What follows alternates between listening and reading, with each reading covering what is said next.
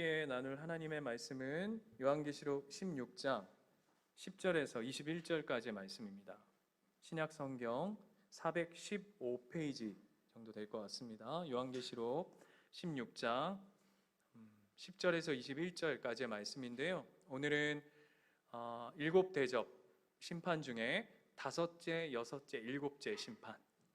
지난주는 뭐 했죠? 첫째, 둘째, 셋째, 넷째 했죠. 기억나시죠?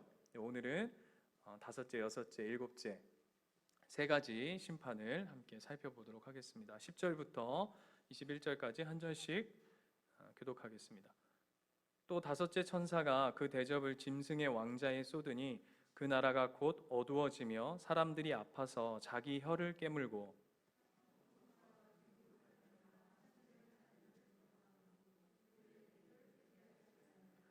또 여섯째 천사가 그 대접을 큰 강 유브라데에 쏟음에 강물이 말라서 동방에서 오는 왕들의 길이 예비되었더라.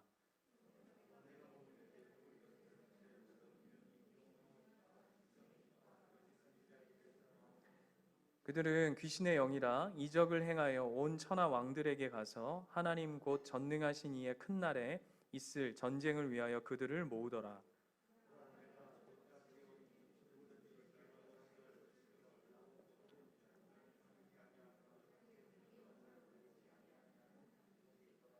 새 영이 히브리어로 아마겟돈이라 하는 곳으로 왕들을 모으더라.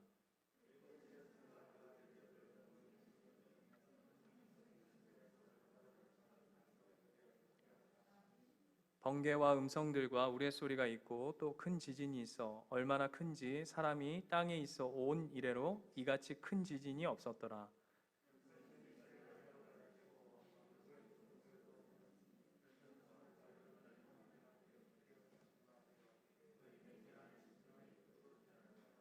각 섬도 없어지고 산악도 간데 없더라. 또 무게가 한 달란트나 되는 큰 우박이 하늘로부터 사람들에게 내림에 사람들이 그 우박의 재앙 때문에 하나님을 비방하니 그 재앙이 심히 크미러라. 아멘. 지난주는 첫째, 둘째, 셋째, 넷째 그 대접 심판을 살폈는데요. 그 첫 번째에서 네 번째까지의 심판은 무엇이 대상이었냐면 자연 세계가 대상이었습니다. 그 심판의 대상이. 근데 오늘 다섯째부터 일곱째까지의 심판의 대상은 누구냐 하면 바로 사단의 세력입니다. 네. 이해가 되시죠? 그러니까 지난주는 그러니까 하나님을 모르는 사람들이 대상이었다면 자연계였다면 이제는 영적인 싸움으로 가는 겁니다. 영적인 심판. 그래서 오늘 10절 말씀 한번 보시면 그 첫 번째 다섯째 대접 심판이 어디에 부어지냐 하면요, 짐승의 왕자에 쏟아졌다라고 되어 있습니다. 여러분, 짐승의 왕자 이게 무엇이냐면 13장으로 잠깐 넘어가 볼까요? 13장 2절을 보시면 요한계시록 13장 2절에 보시면 이렇게 되어 있어요. 내가 본 짐승은 표범과 비슷하고 그 발은 곰의 발 같고 그 입은 사자의 입 같은데 용이 자기의 능력과 보좌와 큰 권세를 그에게 주었더라 라고 되어 있죠. 용이 누구에게 주었다고요? 짐승에게 자기의 능력과 보좌와 큰 권세를 주었다라고 얘기하는데 이게 바로 무엇이냐면 오늘 16장 10절에 나와 있는 짐승의 왕자입니다. 그러니까 사단의 세력의 뭐죠? 근거처가 되는 거죠. 이해가 되시죠? 거기에 하나님께서 무엇을 부으셨냐 하면 힘의 근원을 끊어버리시는, 그래서 그것을 심판하시는 다섯째 심판이 이루어지고 있음을 오늘 다섯째 심판으로부터 시작되어집니다. 그래서 영적인 것에 심판이 이루어지고 있고 그것을 통해서 뭘 또 묘사하고 있냐 하면 그 짐승의 왕자, 그리고 13장의 표현대로 하자면 그 짐승의 보좌와 능력과 그 힘은 일시적인 것이고 그리고 한계적인 것이고 하나님의 통치와 하나님의 심판 아래에 있다. 그래서 하나님 앞에 굴복할 수밖에 없다라는 것을 오늘 본문이 드러내주고 있습니다. 그런데 그 다섯째 대접이 부어지자 어떤 일이 일어나냐 하면 어둠이 찾아옵니다. 10절 보시면 그죠? 어두워지며라고 되어 있습니다. 여기서의 어둠이란 뭘 상징하냐면, 여러분 어둠 하면 기본적으로 우리가 그냥 누구나 알듯이 빛 하면 뭐죠? 생명, 그죠? 어둠 하면 사망, 그렇습니다. 마찬가지로 이 어둠은 사망을 상징하는 겁니다. 그러니까 다섯째 대접이 짐승의 왕자에 부어지자 그 모든 것이 어두워지고 사망으로 덮어지고, 뿐만 아니라 거기 보시면 뭐라고 되어 있냐면 사람들이 아파서 자기 혀를 깨문다. 그런데 왜 짐승의 왕자에 부어졌는데 사람들이 아픈가? 이 사람들은 누군가 할 때 이 짐승을 따르는 자. 우리 계속 요한계시록에 반복해서 나오지만 예수 어린 양을 따르는 하나님의 백성 14만 4천 인친자들 이렇게 얘기하는 그 무리, 교회 이렇게 돼 있는 자들과 짐승을 따르는 자의 무리를 이렇게 두 갈래로, 그래서 15장과 16장을 대조를 이룬다고 말씀드렸죠. 그래서 짐승의 왕자에 부어지자 그 짐승을 따르는 모든 사람들 또한 고통 가운데 들어가는 것이죠. 그래서 보시면 뭐라고 되어 있냐면 아파서 어느 정도로 아프냐면 자기 혀를 깨물 정도로 아프다고 합니다. 그러니까 단순히 어두워져서 아니 근데 어두운데 왜 아픈가? 라고 할 때 이 어둠이 단순히 그냥 깜깜하다라는 차원이 아니라 거기에 하나님께서 사망의 심판으로 쏟아 부었다라는 의미인 거죠. 이해가 되시죠? 그런데 여기서의 아프다라는 것은 두 가지 의미를 다 가지고 있습니다. 한 가지는 실제적으로 고통, 겪는 고통, 예를 들면 육체적인 것이라든지 여러 고통이고, 두 번째는 파산 상태를 이야기합니다. 그러니까 모든 것이 파산되어진 상태, 그러니까 끝난 상태. 그러니까 영적으로든 육적으로든 어떤 상태든 그러니까 완전히 파산되어져 버린 것을 묘사하고 있는, 그래서 사망이 부어져서. 그래서 그 고통이 얼마나 크냐 하면, 여러분 혀를 깨문다는 게 무슨 표현이죠? 그렇죠? 죽고 싶다는 얘기입니다. 죽고 싶어도 마음대로 죽을 수 없는 극심한 고통의 심판이 부어졌다라는 것을 보여내고 있습니다. 그런데 이 어둠은 우리 지난주부터 살폈지만 그 일곱 대접은 뭐를 카피해 왔다고 그랬죠? 예? 그렇죠. 10가지 출애굽의 10가지 재앙을 카피해 왔다고 그러는데, 여러분 10가지 재앙에 어둠이 있습니까 없습니까? 몇 번째죠? 9번째. 그리고 그 다음에 보면 어둠과 11절 보시면 또 한 가지가 있죠. 11절 보시면 아픈 것과 뭐로요? 종기예요. 종기. 여러분 종기도 10가지 재앙 중에 있죠. 몇 번째죠? 어둠과 종기. 종기가 6번째예요. 나중에 한번 찾아보시면. 그런데 이 어둠과 그 다음에 이 종기, 그 애굽에서의 이 두 가지 심판에 공통점이 있어요. 그게 뭘까요? 어둠과 악성 종기, 뭐가 이렇게 나는 거. 뭐지? 뭐가 있을까요? 어둠하고 악성 종기하고의 공통점, 그 재앙의 공통점. 뾰루지가 언제 난다? 어두울 때 난다. 이러면 이제 알레고리가 되는 거예요. 그리고 다 끄덕끄덕하면 이거 굉장히 골치 아파지는 거고, 그런 데서 은혜 받는 게 아니라 그 10가지 재앙 중에 어둠과 흑암과 그 종기 재앙의 공통점 뭐냐면 그 종기 심판과 흑암 심판이 부어졌을 때 바로가 회개하지 않아요.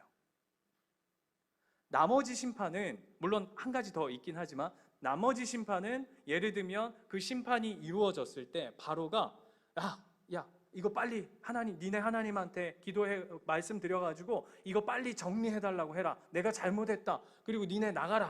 이렇게 마음을 그 순간은 돌이키거든요. 그런데 이 재앙이 부어졌음에도 불구하고 그런데 회개하지 않았더라. 그런데 이스라엘 백성들을 내보내주지 않았더라라고 하면서 회개치 않았던 심판 중에 하나가 종기 심판과 어둠 심판이에요. 지금 이해가 되시는 거죠? 네, 심판이 부어졌음에도 불구하고 그들은 회개하지 않았다라는 것이 10가지 재앙 중에 종기와 흑암의 심판인데, 오늘 본문을 보시면 자 보세요. 11절. 그 심판의 10가지 재앙 중에 그 심판을 딱 띄워와서 11절 뭐라고 얘기하냐면 아픈 것과 종기로 말미암아 하늘의 하나님을 비방하고 그들의 행위를 뭐 하지 아니하였더라? 회개하지 아니하였더라 라고 이야기합니다. 그리고는 5번째 심판이 마무리되어집니다.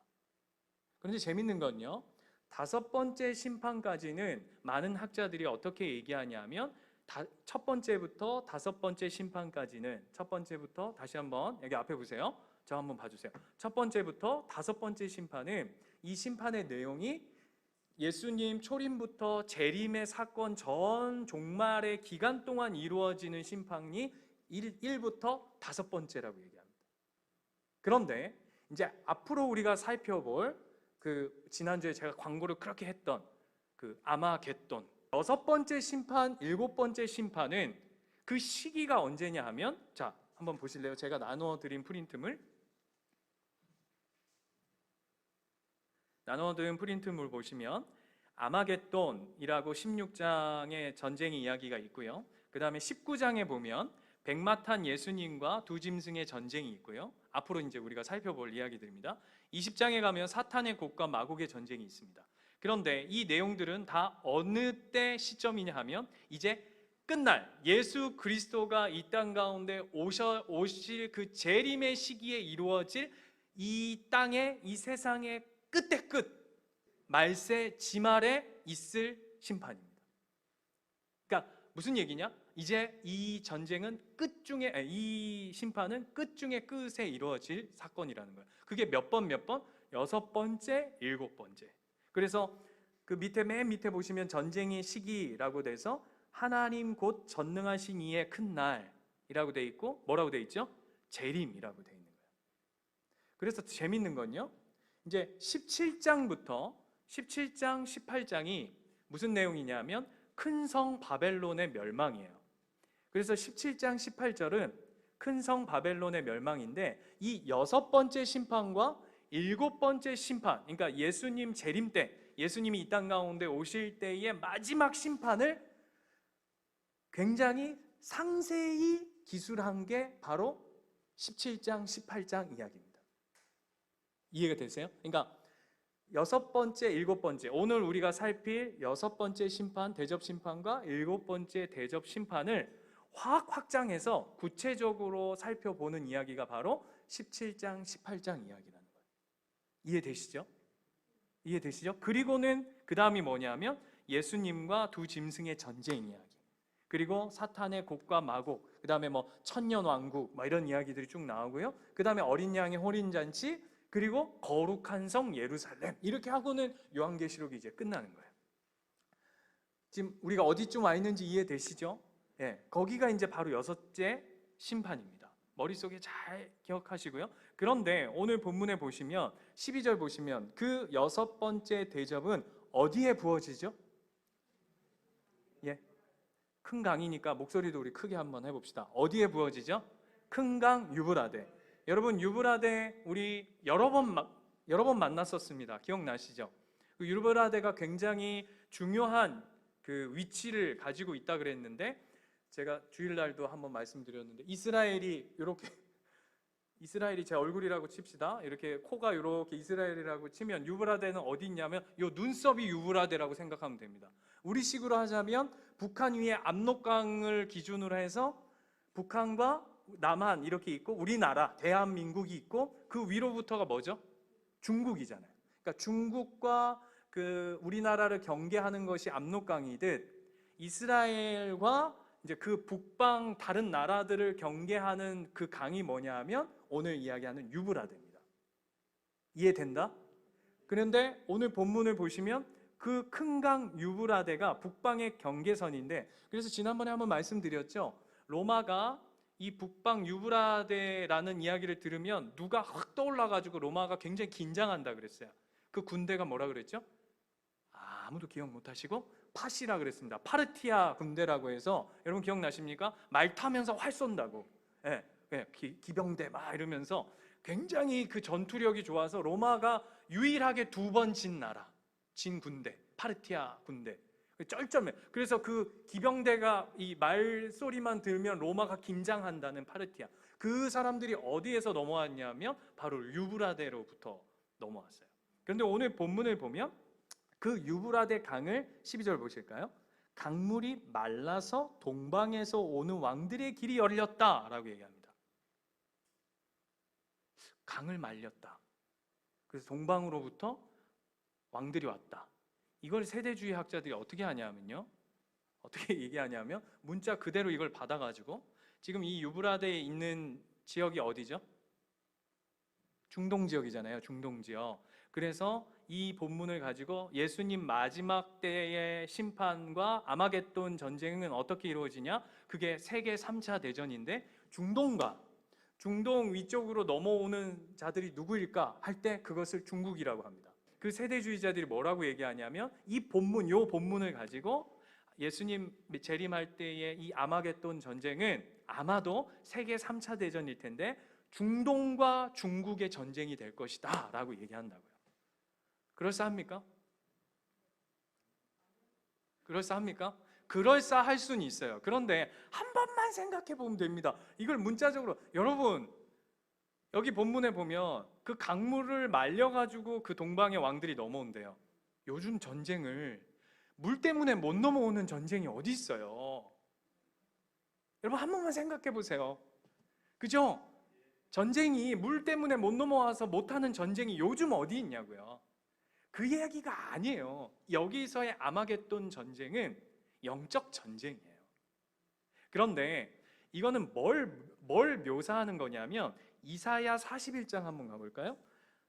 구약성경 1016페이지 41장 2절 보면 누가 동방에서 사람을 일깨워서 동방에서 사람을 일깨워서 공의로 그를 불러 자기 발 앞에 이르게 하였느냐 열국을 그의 앞에 넘겨주며 그가 왕들을 다스리게 하되 그들이 그의 칼에 티끌 같게 그의 활에 불리는 초계 같게 하매.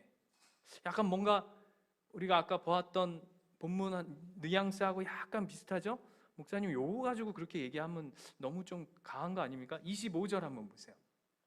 내가 한 사람을 일으켜 북방에서 오게 하며 내 이름을 부르는 자를 해 돋는 곳에서 오게 하였나니 그가 이르러 고관들을 석회같이 토기장이를 진흙을 밟음같이 하리니 라고 되어 있는데 이 사람은 누구냐 하면 실제 존재했던 사람입니다. 그뿐만 아니라 실제로 그 당시에 바벨론을 누가 집어삼키죠? 그렇죠. 감사합니다. 바사 제국에 누가 집어삼키냐면 고레스가 집어삼킵니다. 근데 어떻게 일로 넘어오냐 하면 진짜 실제로 역사적으로 유브라데스 강을 말려서 물줄기를 틀고, 그 당시는 강이 있으면 굉장히 전쟁에 방해가 되고 넘기가 쉽지 않았죠. 고대 근동이니까. 지금하고는 우리가 많이 다르죠.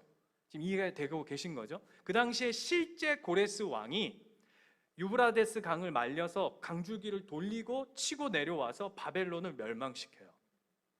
그런데 오늘 이사야는 그 고레스를 뭐라고 얘기하냐면 하나님이 사용하신 자라고 얘기해요. 그뿐만 아니라 여러분, 그 이스라엘 백성들이 포로로 잡혀갔는데 다시금 포로로 해방을 시켜준 왕이 누구죠? 고레스예요.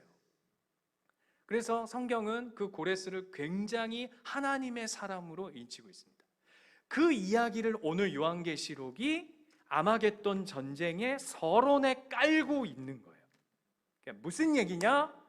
하나님이 그 유브라데스 강의 물줄기를 말려서 고레스를 통해 바벨론을 멸망시켰듯 여섯 번째 대접 심판을 부어서 이 땅에, 그러니까 큰 성 바벨론이라고 하는 그 사단의 세력을 통칭하는 바벨론을 하나님께서 똑같이 멸망시키고 심판하시겠다는 하나님의 굳은 의지와 계획과 뜻을 오늘 아마겟돈 전쟁에서부터 보여주시는 사건인 거죠.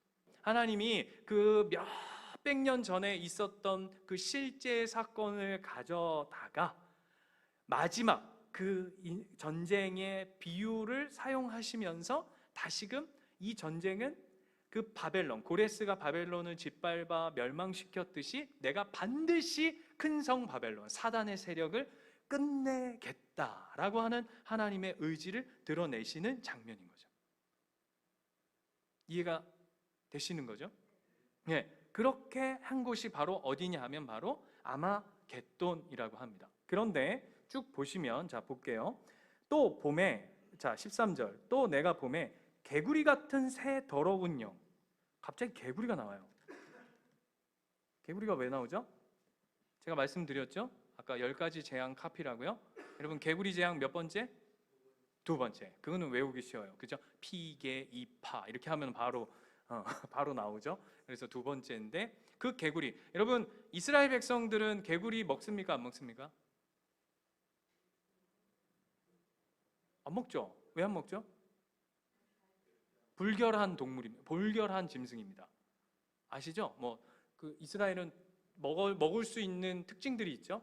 거룩한 것과 불결한 것을 구분하는 기준이 있는데, 개구리는 그 중에서도 굉장히 불결한 짐승입니다. 뿐만 아니라 이 개구리는 애굽의 신입니다. 헤카트라고 해가지고, 그래서 10가지 재앙을 개구리 멸하고 나일강 피로 물들이고 이러는 그 모든 것이 애굽의 신을 죽이는 사건들인 것처럼 개구리 신도 그런 겁니다. 그러면서 그 다음에 덧붙여진 게 뭐냐면, 자 보세요. 13절. 더러운 영. 그죠? 개구리, 그 다음에 더러운 영, 그 다음에 삼위일체 카피하는 삼중악. 누굽니까? 용, 짐승, 거짓 선지자. 그리고는 14절 보면 그 모든 것이 귀신의 영이다, 이렇게 얘기합니다. 이해되시죠? 자, 그래서 이 표 다시 한번 보세요. 제가 나눠드린 프린트물 보시면 전쟁의 주체가 누구냐면 용, 짐승, 거짓 선지자고, 거기다 또 나름 용병을 부릅니다. 그게 누구냐면 온 천하, 이 땅의 임금들을 불러내죠. 그러니까 쫄개들이죠. 사단의 쫄개들, 그죠? 세상의 쫄개들. 그리고 전쟁의 대상은 누구냐면 깨어 옷을 지키는 교회들. 그러니까 하나님과 영적 전쟁, 이 아마겟돈의 전쟁을 일으키는 겁니다. 그리고 전쟁의 결과는 뭐냐면 용, 짐승, 거짓 선지자가 멸망하는 거. 이게 이제 아마겟돈 전쟁의 핵심인 거예요. 그러니까 이걸 가지고 핵전쟁이 실제로 있다더라, 3차 대전이더라, 이런 이 거룩한 입에서 이런 얘기 나오면 안 돼. 이런 개떡 같은 소리에 이게 하시면 안 돼요. 전혀 아니에요, 그런 거. 제발. 그냥 이거는 영적 전쟁을 이야기하는 거다라는 것을 이야기하고, 그런데 그 특징이 뭐냐 하면, 자 보세요. 13절 보시면 더러운 영이 용의 입, 짐승의 입, 거짓 선지자의 입에서 나온대요. 뭐가요? 예? 더러운 영이요. 뭘까요? 이제 말세가 되면 이제 뭐냐 하면 메시지죠. 메시지. 진리를 왜곡하고 거짓이 난무하고 미혹해하는 수많은 것들이 이제 세상 가운데 드러나는 거죠. 메시지라고요, 메시지. 그런데 더 중요한 건 뭐냐면 이제 경계선, 그 유브라데로 말미암아 북방의 경계선이 무너졌단 말이에요. 그러니까 이제 막 하나님을 반대하고 하나님을 비방하고 어찌됐건 하나님을 믿는 백성들을 못 살게 굴고자 하는 그 모든 것의 가장 핵심이 뭐냐 하면 메시지, 미혹. 그래서 우리식으로 해볼까? 이단. 그리고 뭘까요? 그러니까 음모론, 이런 거. 이게 맞는지, 이게 이게 막 사람들로 하여금 막 헷갈리게 만들어내서 내가 믿는 하나님이 도대체 뭔지, 내 신앙이 뭔지 막 메시지가 다 흔들어 놓는 거죠. 그게 이제 마지막 때가 가면, 그래서 여러분 잘 들으셔야 됩니다. 잘 들어보세요. 그뿐만 아니라 또 메시지 플러스 뭐냐면 메신저를 흔들어요. 그게 무슨 말입니까? 메시지는 무슨 얘기냐면 그냥 세상 안에 흘러가는 내용들인 거죠. 메신저는 뭐냐면 쉽게 말하면 목사. 그러니까 흔드는 거죠. 여러분 요즘 시대 딱 그렇지 않습니까? 메시지의 혼탁과 메신저의 타락성, 이 마지막 때를 향하고 있는 우리 지금 이 현 시대의 모습들인 거죠. 이 두 가지만 봐도 이 끝을 향해 가고 있구나라는 게 명확하게 드러나는 거예요. 그래서 이게 뭐가 맞는 건지, 뭐가 틀린 건지에 대해서 이게 흐리멍텅하게 만들어 놓는 거예요. 그래서 이게 뭐 예배를 드려야 되는 거야? 뭐 어떻게 해야 되는 거야? 뭐 갈수록. 그리고 보세요. 코로나 땅 터지면서, 죄송합니다, 정죄하는 메시지가 아니라 이제 진짜 하나님을 제대로 믿는 사람들이 점점 줄어들 거예요. 말세가 되면 그 숫자가 막 늘어나는 게 아니라 진짜 알곡과 가라지들이 점점 갈려지면서 그 숫자가 현저히 줄어들기 시작할 거라고요. 이제 그런 현상들이 이제 드러나기 시작하는 겁니다. 그러니까 두렵고 떨림으로 나와야 되는 거예요. 우리가 신앙생활을 한다는 것이. 그러니까 뭐 제대로 뭐 교회 와서 뭐 제가 늘 얘기하지만 뭐 기도해라, 뭐 성경 몇 장 읽어라, 이런 차원이 아니라 진짜 이 하나님 말씀 내가 뭐가 맞는 것인가, 나는 그 말씀 가지고 내가 진짜 살아내고 있는가 하는 숱한 이야기들. 우리 목사가 하는 말이 진짜 맞나? 아까 뭐 엉뚱한 얘기해도 막 뭐 어두움의 공통점이 뭐 종기가 어두우면 잘생기죠 이랬더니 아멘 이러면 큰일 나는 거예요. 막 알레고리 갖다가 막 붙이고 막 유명한 알레고리 아시죠? 뭔지 아세요? 사마리아 그 도둑 강도당한 사람의 사마리아인의 비유, 예수님. 그걸 뭐 사마리아인은 뭐 교회고, 뭐 강도 만난 자는 누구고, 그 사마리아 사람은 뭐 예수님이고, 뭐 여인 그 머물렀던 뭐 집은 뭐 교회고, 뭐 누구는 하나님이고, 레위는 누구고, 막 이런 식으로 막 설명하는데 딱 들으면 그래 그렇구나. 굉장히 또 알레고리가 또 굉장히 또 은혜 되거든요. 제가 한번 얘기했잖아요. 막 그 뭐라고요? 타마호스, 레위기의 타마호스. 그 타마호스가 뭐냐? 타마호스, 말을 탄다. 호스, 반복. 말을 빠르게 탄다. 말이 빨리 다니면 빠르다. 빠르면 비행기. 비행기는 높으면 높으면 하나님. 하나님은 좋아. 뭐 이런 식의 말도 안 되는 거 막 갖다 껴도 이러지 말자고요. 제가 지금 우스갯소리처럼 이렇게 얘기하는데 진짜 말세가 되면 마실 물이 없는 때가 온다 그랬어요. 홍수인데 마실 물이 없는. 예배는 무진장 많은데 목사는 막 십자가는 쎄 빌렀는데 어디 옥상에 한번 올라가면 비행기 타고 한국 땅에 떨어지면 온통 불때잖아요. 온통 붉어. 왜? 십자가는 곳곳에 많이 꽂혀 있는데 진짜 하나님의 참 그리스도, 하나님의 말씀 안에 메신저와 메시지가 다 깨어져서 교회와 교인이 성도답지 않고 예배가 예배답지 않은 그런 모습들이 너무나도 많은, 그 말세 지말에 더 그런 일들이 그냥 흥황되어지는 현상들이 우리 가운데 가득할 거다고 성경이 이제 얘기하는 거죠. 거기서부터 우리의 마음을 이제 잘 지켜가는 겁니다. 그리고는 아마겟돈이라고 합니다. 여러분, 아마겟돈 뭐 영화 같은 데서는 많이 들어봤죠. 아마겟돈이 뭐죠? 원래 이 원문이 하르와 마겟돈의 합성어예요. 하르는 뭐냐 하면 산이에요. 산. 마겟돈은 뭐냐 하면 무깃도예요. 여러분, 무깃도 들어보셨죠? 어디서 들어보셨죠? 무깃도? 들어는 본 것 같은데 어디냐고 물으니까 굉장히 난처하다. 무깃도가 어디 있냐면 무깃도 산을 갈멜산이라고 합니다. 갈멜산 많이 들어보셨죠? 뭐죠? 갈멜산 엘리야의 전투, 갈멜산 전투.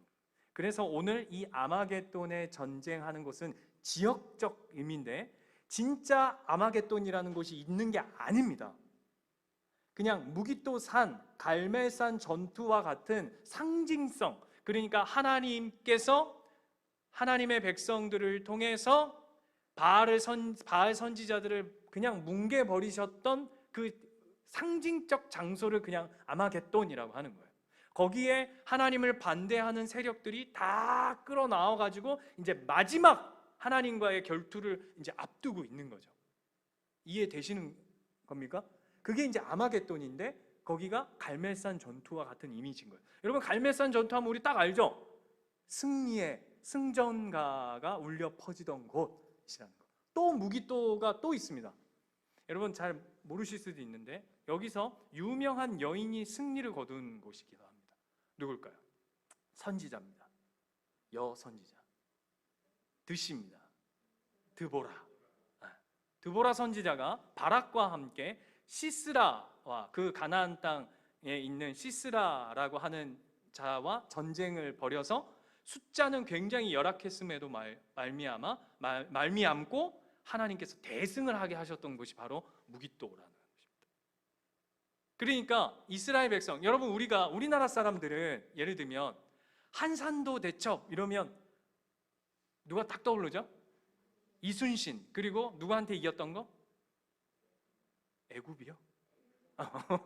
일본한테 이겼던 게 우리는 한산도 대첩 그럼 머릿속에 확 떠오르듯이 이 글을 읽는 사람들은 무깃도 아마겟돈이라고 얘기하면 무깃도 산 그러면 그 승리의 장소가 머릿속에 팍 떠오르는 거예요. 청산리 대첩 같이 탁 떠올라서 여기서 비록 하나님을 반대하는 수많은 세력, 거짓 선지자, 짐승 그들이 힘을 다 끌어다 모아가지고 옛날에 그 반지와 제왕 같은 거 보면은 막 마지막 장면 보면은 그 짐승들하고 또 사람들하고 마지막에 막 대치해가지고 막 붙어 싸우는 것처럼 딱 그렇게 대치돼 있지만 이 아마겟돈 무깃도 산을 딱 떠올리면 이미 이 글을 읽는 사람들에게는 이건 아직 일어나지 않고 예수 그리스도가 와야 이루어질 사건임에도 불구하고 뭐가 딱 떠오르는 거죠? 이미 승리했다 이게 딱 떠오르는 거라고요. 그게 아마겟돈인 거예요.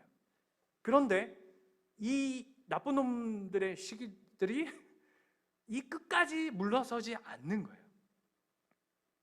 그게 이제 6번째 심판의 핵심인 거죠. 그리고는 마지막 심판 7번째는 어디에다 갖다 붙냐 하면 공중. 그래서 지난번에 한번 말씀드렸죠. 공중 권세 잡은 자의 그 공중인 거예요. 그러니까 사단의 세력의 중심 가운데 포화하시는 거죠. 다시금 7번째 마무리. 그리고는 이게 중요합니다. 그 다음 보세요. 17절 같이 한번 읽어볼까요? 시작. 7째 천사가 그 대접을 공중에 쏟음에 그 음성이 성전에서 보좌로부터 나서 이르되 뭐 했다고요? 되었다. 바꿔서 얘기해 볼까요? 다 이루었다. 이제 끝났다. 이제 끝. 이 마지막 7번째 심판이 부어지면서 이 되었다가 원어적으로 다른 표현으로 하자면 끝맺다라는 의미를 가지고 있어요. 7번째 심판이 부어지면서 이제 이 땅의 모든 심판은 끝났다. 죄송해요. 이렇게 표현해서 진짜 시마이 한산도 제첩 얘기하면서 시마이 이런 거 하면 안 되는데 진짜 마지막 끝 이제 모든 것이 끝났다라고 그러면서 보시면 성전으로부터 음성이 나는데 마지막 심판에 그동안 나팔 다 공통점이었는데 그 마지막이 다 뭘로 끝나냐면 번개, 그 다음에 우레소리, 그 다음에 지진 이걸로 마무리가 되어지고 우박이 얼마나 크다고요? 예? 한 달란트래요. 우박이. 여러분 한 달란트 우박이 도대체 얼마나 할까요? 예? 34kg 34kg 정도면 얼마나 하죠? 어느 정도가 34kg? 저 스피커보다도 더 무거울 겁니다. 34kg 정도. 제가 몸무게가 60kg거든요. 제 절반이 떨어진다고 생각해요. 그게 공중에서 떨어지면 34kg가 공중에서 가속도가 붙어가지고 떨어지면 어떻게 될까요? 살아남을 자가 없죠. 뭐 어디 숨은들 그게 뭐 폭탄이 떨어지는 건데 그게 이제 이 7 대접 심판의 마무리인 거예요. 끝났다. 다 되었다. 근데 그리고는 이제 17, 18장이 이제 구체적인 버전입니다. 제가 얼마 전에 읽은 책이 하나 있어요. 제가 우리 홈페이지에도 추천 도서로 올려놨는데 최근에 나온 책인데 1월 달에 나왔는데 에베소에서 보낸 일주일이라는 책이 있습니다. 그 두 가지가 있어요. 고린도에서 보낸 일주일이라고 하는 책이 있고 에베소에서 보낸 일주일이 있는데 이 책은 무슨 내용이냐면 상상으로 에베소 도시의 가상 인물들을 놔두고 그 에베소 도시가 어떤 문화와 어떤 우상 숭배와 그 안에서 예수를 믿는 자들이 어떤 실제적인 삶의 어려움과 힘듦과 그리고 그들은 그 당시에 1세기 때 예수를 어떻게 믿어왔는가라는 것을 보여주는 것이 그 소설책이에요. 가상 인물들을 설정해가지고. 그런데 그 책에서 재밌는 부분이 나오는데요. 그 내용이 뭐냐면 이거는 실제로 있었던 내용이랍니다. 그게 뭐냐면 그 당시에 예를 들면 황제들이 많잖아요. 로마 황제들이 뭐 전쟁에 나간다든지 하면 전쟁에 나가서 승리를 하면 갔다 와서 꼭 뭘 하냐면 노예를 해방시켜 줬대요. 그러니까 전쟁에서 승리를 하고 돌아오면 잡혀 있던 노예들을 해방시켜 줬답니다. 그래서 가장 황제의 전쟁의 승리를 손꼽아 기다리는 사람이 누구였을까요? 노예들이요. 근데 한번 잘 생각해 보세요. 그 당시에 로마에만 노예가 도대체 몇 명이 있었을까요? 어마어마한 숫자거든요. 근데 그 중에서 몇 명 해방되는 거잖아요. 이해가 되세요? 몇 명. 제가 왜 이 얘기를 하냐면 우리 구원하고 한번 연결해 보세요. 그 노예는 우리가 하나님 앞에 구원받는 자 전에 우리를 일컫는 말이 죄의 노예라고 하죠. 그럼 그들의 노예와 우리의 영적인 노예의 모습이 유사하죠. 근데 그들은 그 왕이 전쟁에서 나와가지고 제발 이겨라 이겨도 그게 또 내가 될지는 모르는 거잖아요. 그러니까 어떡합니까? 그게 또 내가 되라 이겨야 되고 또 그 확률 중에 내가 들어가야 하는 게 그 당시에 바라는 구원의 모습이었어요. 근데 우리가 받은 구원은 얼마나 놀랍고 신비롭고 기가 막히냐 하면 우리가 하나님 보고 이겨라 할 필요가 없는 전쟁이에요. 왜죠? 이미 하나님이 우리를 노예에서부터 끄집어 내셔놓고 그리고 하시는 전쟁임에도 불구하고 그 전쟁은 이미 승리한 전쟁이더라 라고 하는 게 오늘 성경이 우리에게 해주는 이야기예요. 그러면서 그 소설에서 그 어떤 한 사람이 그 황제가 전쟁에 나가서 이겨가지고 본인이 노예가 해방이 된 거예요. 그래서 이 사람이 뭐가 됐냐면 배를 모는 선장이 됐어요. 해방돼가지고 돈을 꽤 모은 거죠. 그리고는 어느 날 이제 바닷가에서 짐을 내리고 있는데 쇠사슬에 묶여가지고 막 이렇게 걸어가고 있는 노예 무리를 본 거예요. 한번 생각해 보세요. 어떨까요? 얼마 전만 해도 내가 저런 신세였는데 그분의 그 황제로 말미암아 내가 지금은 사람 노릇을 하고 이젠 누구한테 무슨 장사를 하고 막 그 소설 중에 막 이래요. 뭐 팔라 그러니까 막 배짱도 부리고 막 이래요. 누구 같아요? 누구 같아요, 여러분? 우리죠. 그죠?